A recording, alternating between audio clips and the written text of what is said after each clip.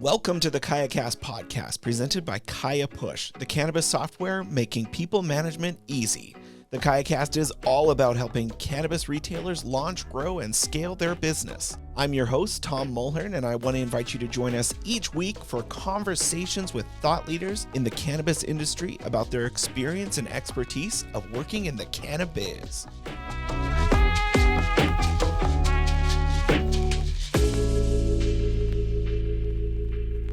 Today on the show, we have a conversation with Jon Bond, who's the Director of Partnerships at Dutchie. Now, Dutchie is one of the world's largest point of sale systems, and you can find Dutchie pretty much in any cannabis retail operation in your city. And Dutchie does it all. They really offer an all-in-one solution. And so it's really cool to sit down with Jon and find out how they've built their partnerships and the ways that they're working to really not just build their company, but build their people and build the companies that they work with, those small businesses, and how they're investing in every single business relationship, every single partnership they have to really make the cannabis industry a better industry. And so Jon shares some insights into what it takes to grow a company, what it takes to really build the team, your dream team that you're looking for. And Jon's a great guy. Had a really good conversation with him, and I know you're going to enjoy it. So let's jump right in. Jon Bond is the Director of Partnerships at Dutchie. He has a long history in the cannabis industry, from launching a dispensary in the early days of legalization to working at the largest Cannatech company in the industry, Dutchie. Now, Dutchie is an all-in-one technology platform empowering the cannabis industry with point of sale, e-commerce, payments, insurance. They do it all. They're the technology company that's really helping cannabis businesses start, operate, and grow with confidence. Jon, it's awesome to have you here on the show, and welcome to the KayaCast, man. Absolutely, Tom. Thanks for having me, man. It's great to be here. And Kaya is doing some great things as well. So excited to work together. That's sweet, man. And you're coming in from Bend, Oregon, right? That's where Dutchie is located. Yep. It's our headquarters now. We hired really quickly through the pandemic. And initially, most folks we hired were from Central Oregon. And then we grew by about 500 employees over a year and a half time frame. And coincidentally, and actually to the benefit of our customers, we have Dutchie fam in like 40 states in terms of employment. So like we're able to regionalize like support and things like that, et cetera, much better now organically. So that's cool. I got to be honest, like Bend is one of my favorite places. I've been there before, and it's got mountains. It's got the beautiful Oregon forest. Like it's got everything. Yeah. And it's got the last Blockbuster too. It does. It's funny, dude. It's like right close to my house. And it's funny. My wife and I, our friends will be in town, or we'll see someone getting the obligatory selfie at the last Blockbuster, or like any favorite music act. But it's definitely there, and you can definitely go inside and check it out and rent movies still. You can still rent movies. I didn't know that they still were functioning. Totally. Yeah, I don't think I've had a DVD player for like at least 5 to 7 years for sure. But yeah, it's super cool. Bend's the best. Central Oregon, you can't beat it. Yeah. So, man, tell me a bit about your background and how you got involved in the cannabis industry. So I was working in HR tech for about 7 years or so, right as I got out of college. And I was living in Las Vegas at the time. I'd moved out there in 2015 with the intention of getting in front of the legal cannabis industry. And so the thought that I had behind it, you look at markets like Colorado, Washington, Oregon, California, where legal cannabis has been happening for a while, the value of like putting in a business like backbone and like infrastructure into like helping shape an industry isn't quite as valuable there when it's established versus when something's like a medical market just getting off the ground. And with the exception of a couple states like South Dakota, almost every state, the trend is you start with a medical program, you build a business case for adult use, and then that sets the stage to get into adult use. And so Nevada just passed their cannabis program in 2015. I moved out there. We networked for about 2 years. My old business partner and myself, who's still one of my best friends, but ended up raising some money, and we got actually a cultivation off the ground. So we didn't have a retail storefront, but we had a cultivation facility that sold in about 80% of the dispensaries in the state. And so we built a brand basically on t-shirts, hats, and follow-up. And it was really great to be a part of that initial adult use push starting in, it would have been June of 2017. So Had that for about a year and a half, ended up getting out of that and doing some consulting for about 6 months. And then I met our co-founders at Dutchie, I want to say like late or mid to late 2018, right after we had closed our seed round. Unfortunately, spending the time that I had spent on the plant touching side of the business really highlighted some of the pain points that existed from a technology lens, and also building my career in technology up to that point. I looked at it and I was like, look, if someone can execute on this concept at scale, and at scale is like the operative term there, this could really propel the industry forward, and we'll always have a place at the table in terms of how can we help advance cannabis further tomorrow than it was today. And so jumped on with the Dutchie team as our 14th employee in December of 2018.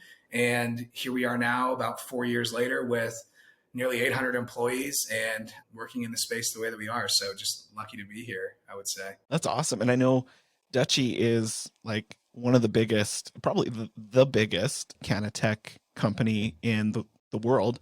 What makes Dutchie's e-commerce platform unique? You've got obviously a whole bunch of products and solutions that you offer, but what makes you guys unique, that makes you stand out? It's interesting because we started as just an e-commerce company. Our CEO started one of the first online food ordering companies in the US back in like 2007, ended up selling that business, moving to Canada, doing the same thing, and building that business, selling it a couple years later. And so we had experience there along with our other co-founder.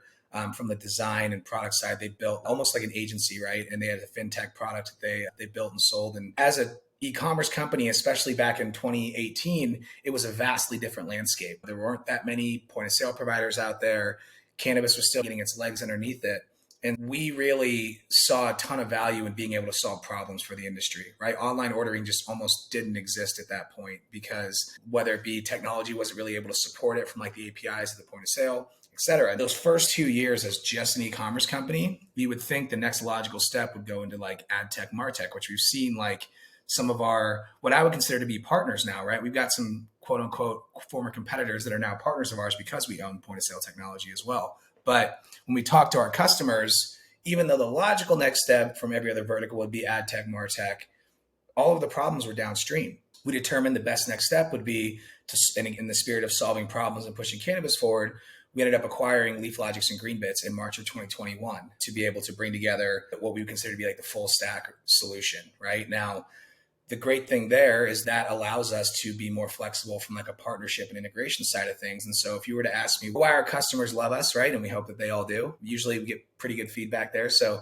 pretty confident on that. It's the team. Our team is unbelievable. We take an immense amount of pride in being able to be present and authentic with our retail partners, in that we're still that same small company out of Oregon that we were 4.5, 5 years ago when we started. And the ability that our team has to support these retailers. I would additionally say that we build everything for scale. And when we think about where cannabis is headed and how demanding the retail landscape can be, it's really hard to say no to folks early on, especially when they have like, we want this button here, or we want this particular functionality, especially when we're throwing a lot of money at some of the most brilliant folks that have ever sat behind keyboards in terms of like how we build things. And so understanding what to like say no to and what to say yes to is a very fine art in terms of maintaining a customer experience that like folks want to work with you on, and also like building a technology that's scalable and isn't held together by duct tape and toothpicks, right? And so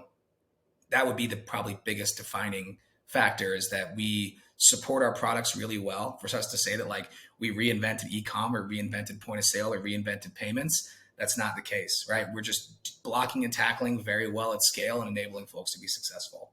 Well, and you offer, like you said, that full stack solution. Like you've got Dutchie point of sale, e-commerce, Dutchie pay, even insurance. So how does that work with what you guys are doing? All in that same ethos of what problems can we solve for cannabis operators today? And we do a lot of homework. We spend a lot of time talking to folks about where is the biggest hole in your swing as a business. And so insurance naturally folds into that along with the financial services piece. And so that's a fun one. It's an entirely separate division of Dutchie, right? I could be the first one to say I don't know a ton about insurance, right? So I tread very lightly in talking about it. But that said, I do know that we're insuring pretty much all types of insurance besides like, health insurance, right? So property, casualty, liability, et cetera, for any type of cannabis operator, which is super exciting.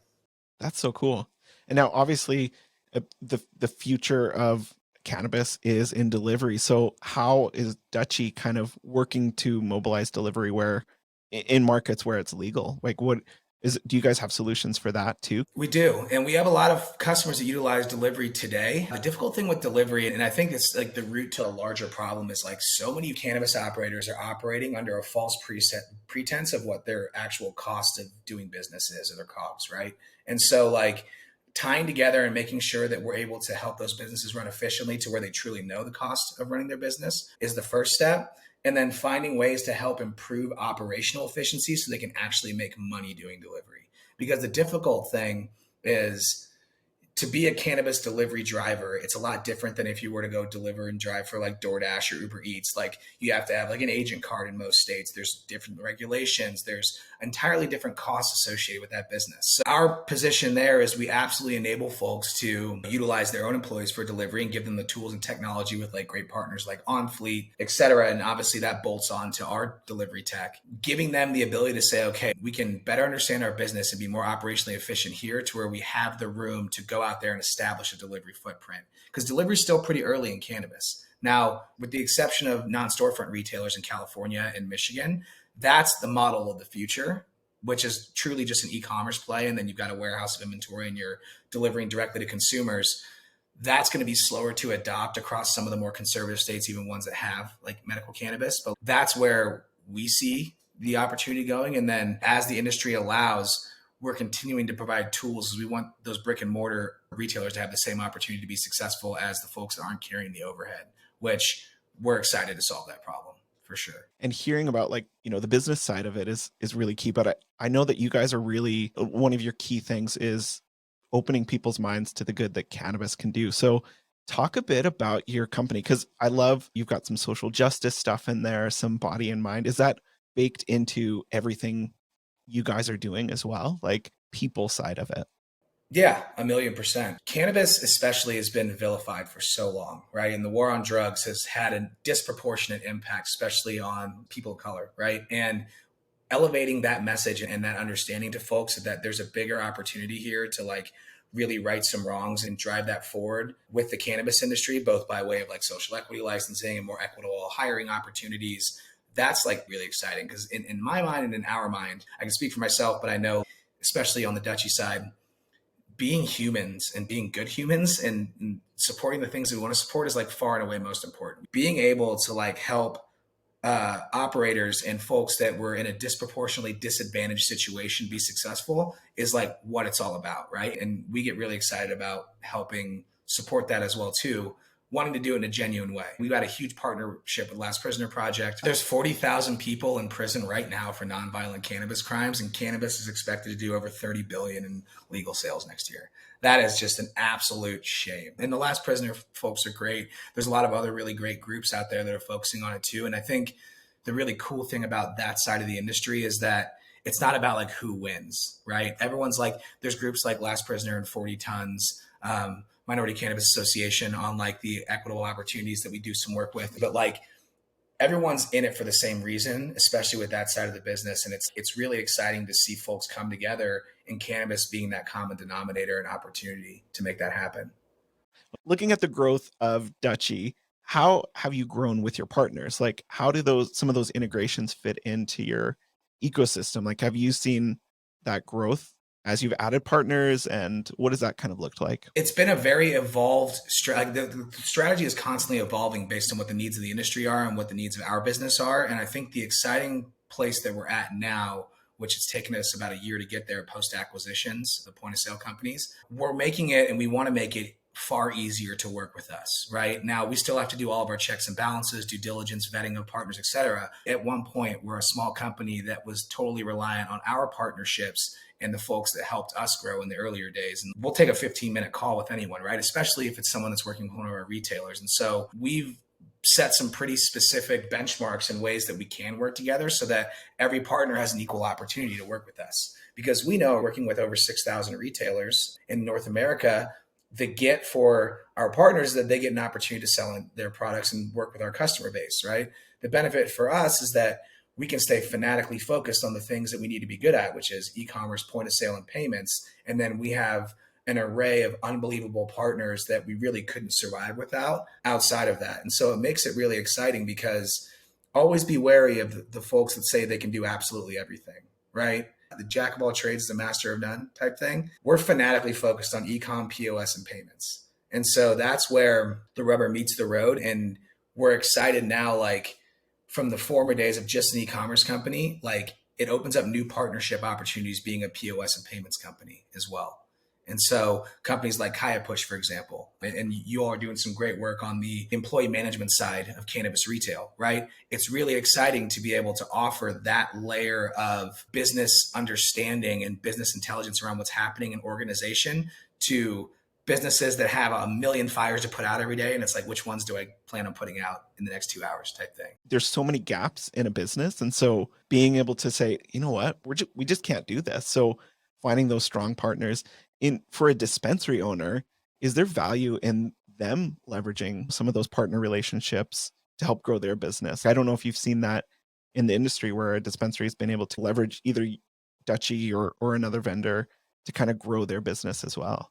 Yeah, absolutely. And really that's like our goal, right? Is we're working towards a place where we have a partner marketplace eventually, and you just go in and there's pre-built integrations and you click in, you say, my API token for this, and then it's added, right? Now that's like a future state, but that's something that we work towards. And like when you think about as a retail operator and a dispensary owner for your example, there's a ton of value in knowing that I'm going to reach out to Dutchie and ask, hey, how would you solve this? And if we're not the ones to solve it, we have a list of folks that are able to talk to you. And like products just go so deep. Cannabis is so nuanced on the technology side. And so it's, for example, we have vertically integrated operators that have retail cultivation as well. We have a cultivation module, but when you talk about how you manage cultivations, and I know this because I had one for a year and a half, it's like task management, labor, all of that factors into that true cost of goods sold. So we have a great partner in Trim, who's a best in class cultivation technology that allows us to let them go deeper on the things that they need to go deeper on that we would never do on our own. Right. And so now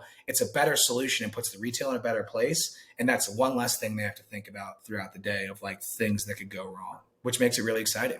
And when you come in and build those relationships, what does that kind of look like for those retailers, whether it's cultivation or a dispensary? Do you guys, come in and help them set up the whole system? What does onboarding look like with Dutchie for a new retailer? We have folks that are working with us on some of our technologies. We have folks that are working with us with all of our technologies. The exciting thing there is that when we get them into like the funnel of like we're bringing them on as a customer, we have an implementation team that does an unbelievable job. It's there every single step of the way. An implementation team, I think close to 100, right? Of folks that are literally their entire responsibility is getting them through that process. There's data migrations, there's setting up preferences. Every retailer has like a different take on how they should be running their business, right? And so we want to be able to meet all of those. So we have like feature flags and things like that in the back end of our system. Then once they're through the implementation process, and sometimes that will also entail us going on site for some of the more involved implementations, they have a customer success manager that's their customer success resource from there on out. And then we're running QBRs, making sure that we're still like, where can we be better as a partner for you to the dispensary is a question that we ask often. And because of that, we get a lot of really candid feedback, which is great for someone that's constantly trying to improve their product. So the exciting thing is there's a lot of technology companies that will onboard you and then you never hear from them again. We're constantly being proactive and making sure that like, hey, how are we doing? What are some of the new challenges you're facing now as a retailer that you weren't facing 6 months ago? Because unlike other industries, cannabis has that happen on a pretty quick dime.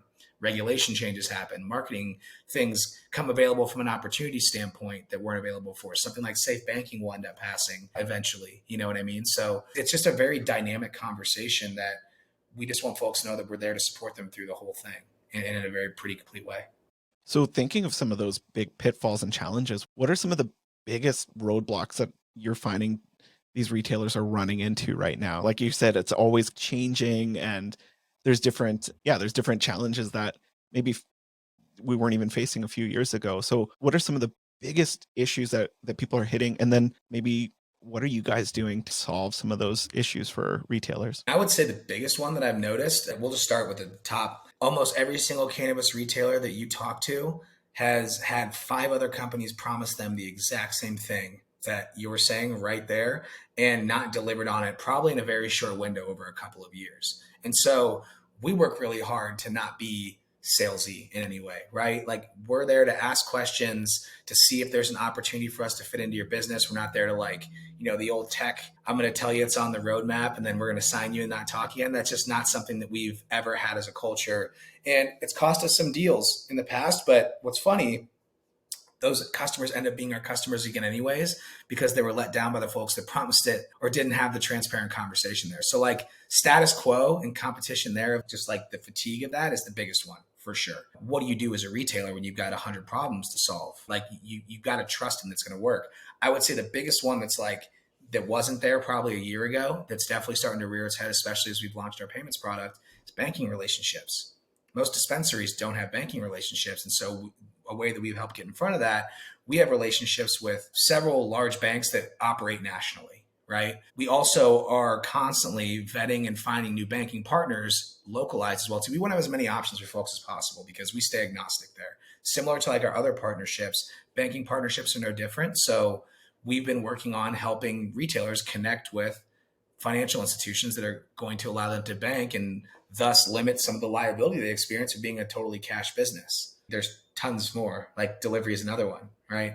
I could go all day, but it's pretty cool how we gather information. Like we have a UX research team and a team that focuses entirely on what are the biggest problems that people are facing in cannabis and how can we help solve those. And that's just an ever evolving, super exciting conversation to be a part of. Challenging it sometimes, sure, but what else would you rather be doing? You're solving the problems of tomorrow, today. So you have a team that actually develops the Dutchie ecosystem based on some of that feedback from these are our issues.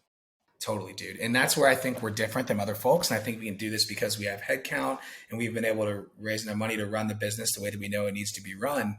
We have folks go spend 8 hours on a dispensary floor and just watch. The amount of technology providers, and it's funny because we've always been the most genuine, like, we have no problem with anyone, man. And it's funny, as you grow, you obviously start to see the chirps here and there. And I'm like, I know a lot of folks haven't even spent more than an hour and a half on a dispensary floor to understand what the actual problems are. And so that's like traditional, like you would do that in a world that wasn't technology driven, but we apply that because the cannabis has that weird like hybrid of, you've got the online and digital experience and the technology piece of it, but there's still such a human element to that, right? Let alone like the bud tender aspect. Over half the folks that walk into a dispensary are influenced by what the bud tender recommends. And there's like technology solutions come out that are alienating or even cutting out that bud tender experience. That's a huge miss. You know what I mean? And so like we're working on ways to like, how do we connect that closer and help folks like bud tender education, for example. We work with some really cool companies in that space too. But it's super interesting. And those problems, like it's a sundial, right? If you're too early or too late, you're in the shade. But if you're running at the right speed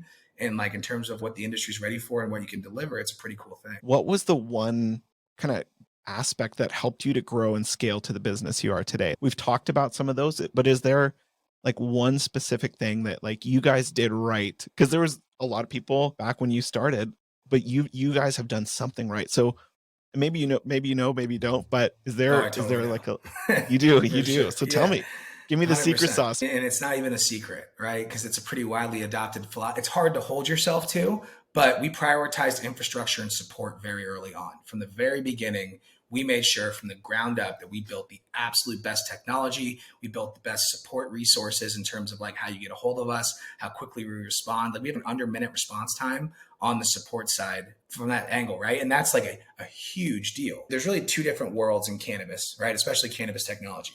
There was before the pandemic when operators were like, you know what? I'm going to have the same folks show up to my dispensary every day. I don't need online ordering. I don't need to have a marketing strategy.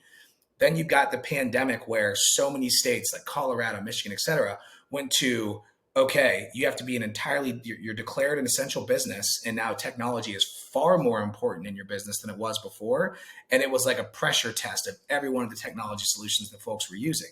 Fortunately, because we have an unbelievable team and have built an unbelievable product, and I'm a little biased, we were able to meet that need head on when retailers needed us most. And it was just a hockey stick of folks interested in working deeper in the cannabis technology side as a retailer than they were before. We're trying to elevate the cannabis industry, but you could definitely tell folks that maybe didn't prioritize infrastructure and support, all of a sudden they're getting 1,000 phone calls a day because people are frantic trying to set something up. Something's wrong with the technology and they can't get back to them. And so you've got cannabis retailers fighting for their life. And it was very difficult to get a hold of folks, or technology was breaking, et cetera.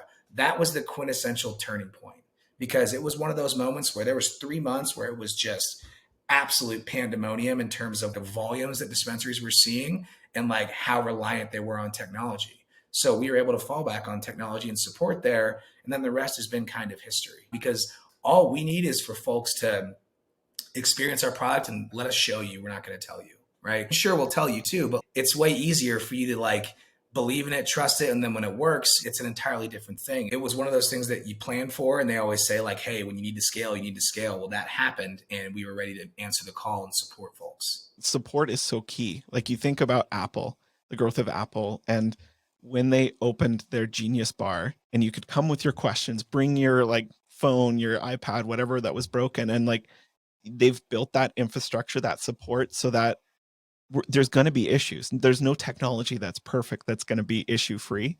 And you guys being positioned perfectly at that time to have that support when people were switching and saying like, we need our technology to work because that's the only way we can get our customers. That's a key aspect. Behind all of that support is the people. And I know I keep emphasizing that, but like we have just the absolute best team in the entire world, and everyone's moving towards the same mission selflessly, and that's a super exciting thing. And when you couple that with like strong technology infrastructure, the possibilities are endless. It allows us to go solve other problems. Like instead of fixing the technology, it's okay, what's the next biggest need of these partners based on what we know now and where we're at as a business. And so we continue to like prioritize that type of thinking. It'll leave us like, assume that we're always selling more cannabis tomorrow than we sold today. And that's just indefinitely until the end of time. If you're going to bet on something, bet on that without a doubt. And so we need to be ready to meet that need. And now those guiding principles have helped you to scale. Have you seen some dispensaries that are just like killing it and some of their guiding principles that are similar? You said you work with 6,000 dispensaries across North America. What are some of those guiding principles that are like really working in those dispensaries that are standout dispensaries that are just killing it in the market? Cannabis is like professional sports. You know, like people are really stoked to be there. It's a common denominator, right? If you were to look at a cannabis company and like a professional sports organization, I would say that there's more folks that's common denominator of them being there is their love of cannabis or professional sports or music or whatever that is. So that's a really great leg up in terms of like how you build a culture. But if you look at that though, and it's like, okay, you've got this great setup, you've built a great successful cannabis business, it gets really easy to get blinded by success. And this is in any vertical. It's not just cannabis. And you've got to remember that folks are there and they're passionate about the plant for one reason or another, taking care of the team and making sure that the team feels heard, and making sure that the turnover of employees at dispensaries is crazy, right? And it's one of those things where it's like, there's very easy things folks could do to make sure that their team feels heard and heated that I think goes miles with folks, because you can make money doing anything, right? If I'm going to spend my time somewhere, I want to feel like I can be my authentic self, which you can do in cannabis, and then allow me to grow within that opportunity in that role. And so that's like a huge piece of it. I would say the other, from like a system side of things, not trying to reinvent the wheel and taking folks' word for it. This has gotten a lot easier. And again, that has to be earned from like a technology provider standpoint. But with every dispensary that we sign up or that we work with and that we didn't work with yesterday, it's one more person in the business case bucket of, hey, I know that like, here's the end goal you're trying to accomplish. And I know you feel this is the way that we should get there. We can help you accomplish the same goal, but in this way. Are you married to the results or the process? And being able to be more married to the result, knowing that the process might change, will help you really like slim down the amount of decisions you have to make as a business. And so that's where, you know, the true one-stop shop, who knows if it's going to ever exist, right? Like we're a one-stop shop for the spinal cord of cannabis, but we, again, I'll just reemphasize, we have partners that we could not survive without, right? And we're very fortunate to have them. Like eliminating the amounts of places where things can go wrong, where you don't have an answer for why that happened, is like paramount in a cannabis business, especially when protecting like profit margins and employee safety, like all of that. So that's a huge deal. Now, looking towards the future, what do you see as kind of the future of cannabis technology? We could talk about the future of the cannabis industry, but what do you see as those emerging technologies that are coming out that are really exciting? There's some really cool MarTech stuff out there. I think educational technologies can purchase like virtual bud tenders where there's AI purchase recommendations based on terpene profiles. To my point earlier, the bud tender and the recommendation, when over half the folks who walk in the dispensary are influenced by bud tender, and I haven't checked it recently, but in most places, close to half of the folks that walk into a dispensary every day are first time consumers in adult use markets. So they have no idea what they want to buy. My mom, I love her more than anything. I feel like she always thinks I pick on her when I do these types of things, but she's not an avid cannabis consumer. In fact, I'll go as far as to say she doesn't really consume cannabis. But let's say that she finds a product that she really likes and she really likes how it makes her feel. Everyone's got a different endocannabinoid system, right? And the way that she's feeling is probably because of the myrcene terpene, let's say. So for us to be able to make product recommendations based on terpene profiles, she might have bought 3 products in a row that are all myrcene heavy and she doesn't realize that that's why, right? So helping bridge that gap on consumer education is a huge deal and a huge opportunity. And I think to solve that part of the problem, I wouldn't say problem, like it's definitely a big blocker in that is getting better data behind products, better integration with labs, COAs, et cetera, to where we can reference those data points and put some machine learning around it. And so cleaning up some of the data inconsistencies, there's a lot of folks that like will claim, oh, we have a complete product catalog online, but yet you've got 4 dispensaries selling the same gummy, calling it 4 different things that are right next door to each other. How can you write anything programmatic around that? So finding ways to like automate to like a very accurate degree is a huge deal. So that's one opportunity. I would say the other is lounges and social consumption. So many places you're not able to even consume outside of your own home, right? From the way the regs are written now, not saying that me or anyone else would ever do that, but there's such an opportunity for folks to like really experience cannabis in a classier way, right? Now, it's not like you're saying like classy or not classy or whatever, right? Like you think about most cannabis experiences, you'd be like, oh, that's like sketchy or that's like whatever. Like, there is such like high end places. There's a place in Los Angeles, Green Street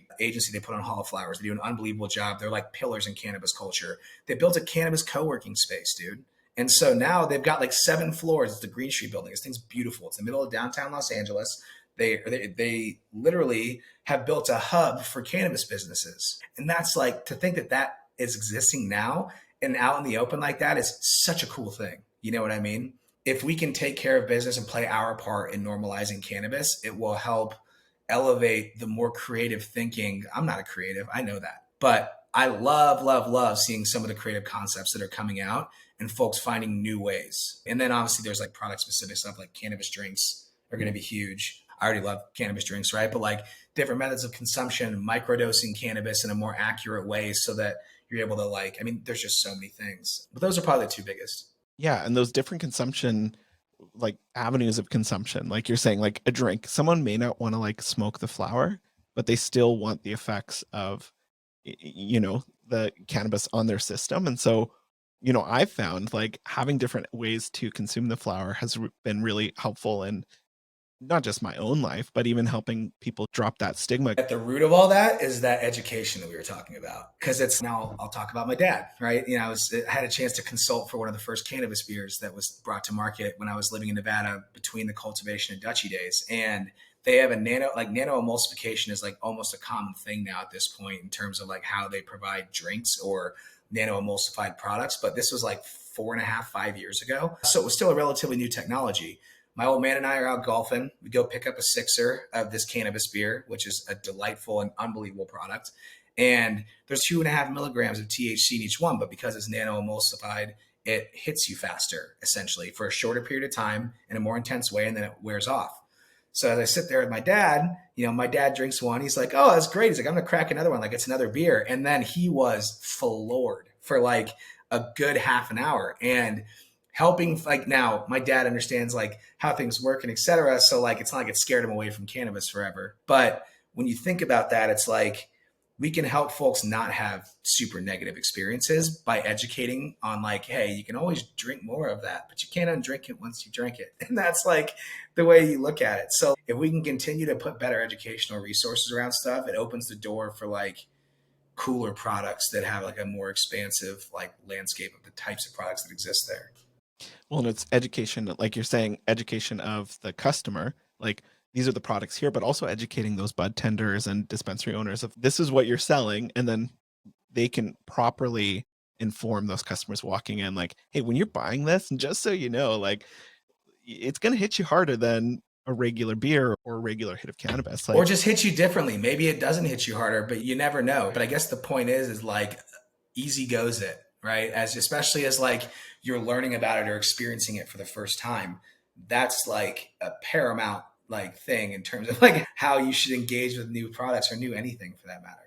yeah, totally. Now, if you could sit down with a dispensary owner, maybe it's someone that's just like just launching or it's been open for a while, what's one nugget, one tip that you would offer to them as they grow their business? There's so many. I would say it depends on the type of operator too, right? If it's a cultivator only, if it's vertically integrated, if they're a retail. If it's a retail, I would say that do everything you can to not shortchange any in-store experience as possible, right? You want to drive as many digital avenues to your business of revenue streams as possible.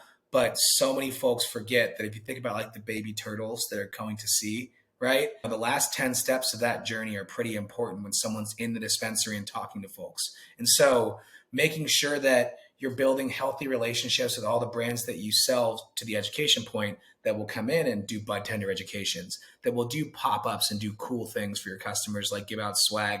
I saw in Canada, it was pretty rad. Like we walked in, there's like a dude playing a fiddle. And I'm like, I would come down here, like even if I wasn't a cannabis consumer, just to hang out. Now, that's obviously an expensive way to go about that, but you want to make something, cannabis is so communal. And so like not making it a scenario where you walk in and you feel uncomfortable and everyone's grumpy and like you can't shortchange that in-store experience without a doubt. And it takes work and planning to do so. Totally. And I hadn't even thought of like having in-store events.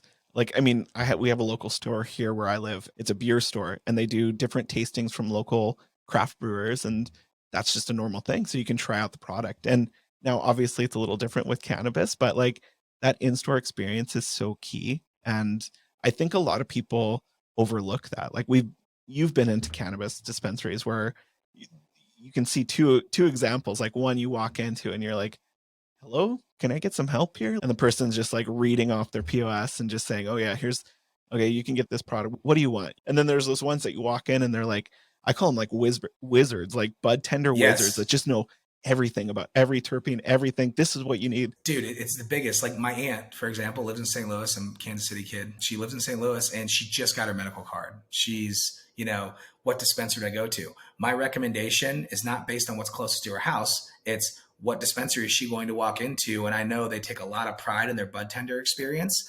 And that person's going to engage. I mean, dude, at this point, I've been in thousands of dispensaries, literally physically walked into thousands of dispensaries. I still love how much of an impact it makes on me emotionally and like being in a store of a place that takes pride in that, right? Because it is such a different experience. It is one of those things where it's like, what do you want? What can I get you? Like, whatever. Versus like, hey, what brings you into the store today? Oh, well, I'm actually here because my back's sore. Got it. Have you consumed cannabis before? Is this a new thing? Actually, no, I haven't consumed cannabis before. Got it. So maybe we'll start you with some topicals or maybe something that's lightweight so you're not going to, you know what I mean? And folks are excited to have those conversations too. The customer, that's such a big part of the experience for them. And then ultimately, it's our job as a technology provider to make that information available so that folks can do that in an easy way without having to like herd cats at the retail side of like, oh, well, we could give this information to you, but it exists in 4 different places and whatever else. So us enabling that is like the focus. How can our listeners find out more about Dutchie or kind of the stuff that you're doing? And are you going to be out at some different events, or how can people find out more about Dutchie? So our website, Dutchie.com, gives you a pretty good overview. We're always hiring, always trying to hire the next class of rock stars to help us push this forward. So if you're interested in cannabis technology, take a look at our careers page, go see, and obviously we're all over LinkedIn as well. If you're at a cannabis event, chances are we're probably there and our team would love to talk to you without a doubt. And then MJ BizCon obviously is the big one in November. So there's that. We also are working on, we've got a blog that's really great from like educational resources and like things that we come across. And we're working on doing some more like content, cool, like dispensary feature related things. So if you're a dispensary that wants to be involved in that, please reach out to us. We'd love to connect with you. Jon, thank you so much for taking the time and sharing your story, but also Man, there were so many good insights that I really like. You got my head spinning. I'm happy to share. I'm not protective over any of it. Again, I think it's like we're truly here to try and help everyone know what we know and advance the industry. So I always encourage anyone, please reach out to us, reach out to me. You can find me on LinkedIn. We'd love to chat. And we're cannabis nerds, dude. It's really the fact of the matter.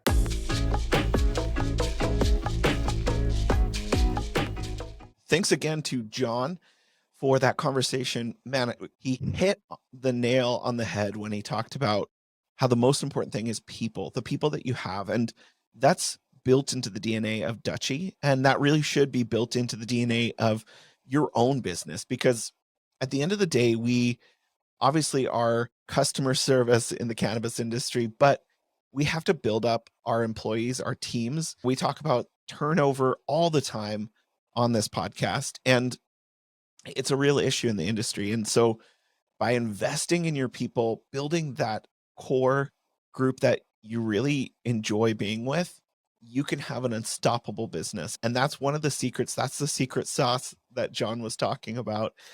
And again, these businesses that are growing like this, it's so cool to see at the core of who they are, they care about their people. So again, I want to thank Jon. If you want to head over to Dutchie, head over to their website, their social media. You can connect with Jon Bond on social media. He's a really down-to-earth guy, super cool. I would encourage you to subscribe to our podcast and leave a review. If you like this podcast, if you like where it's going, leave a review. This kind of helps people find out about the podcast, but it also really helps us know what content you guys like and if you're engaging with the show. So I want to thank you for listening. Thank you for subscribing. And we'll be back next week with more stories of cannabis retailers launching, growing, and scaling their businesses. Thanks for listening to the Cannatech podcast. We hope you enjoyed the show. Don't forget to subscribe to our podcast on your favorite podcast app, or visit our website at cannatech.fm to learn more about our guests and to access the full archive